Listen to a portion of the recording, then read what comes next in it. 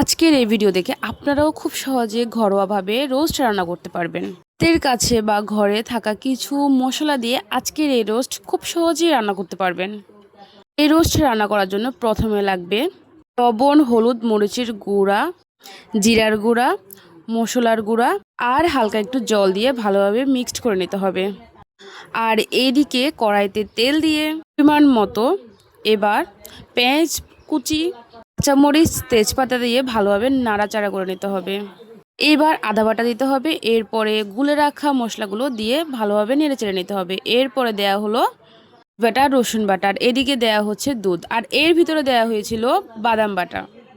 আন্তরিকভাবে দুঃখিত, বাদাম বাটা দেওয়ার সময় আমার ক্যামেরাটা অফ হয়ে গেছিলো। তো এর ভিতরে দেওয়া হচ্ছিল টমেটো।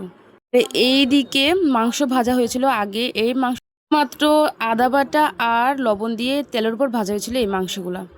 তো এখানে মশলার উপর মাংসগুলো দেওয়া হচ্ছে আর ভালোভাবে মিক্সড করে নিচ্ছে। এরপরে জল দিচ্ছে ভালোভাবে সিদ্ধ হওয়ার জন্য। তো খুব সহজে রোস্টের প্রণালী দেখাচ্ছি। আর এখানে তো রোস্ট রেডি হয়ে গেছে, ভালোভাবে সিদ্ধ হচ্ছে।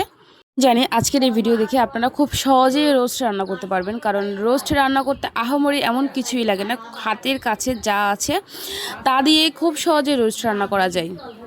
এখন আপনারা বলুন আমার রোস্ট রান্না করাটা আপনাদের কেমন লেগেছে তা কমেন্টে জানান। টাটা।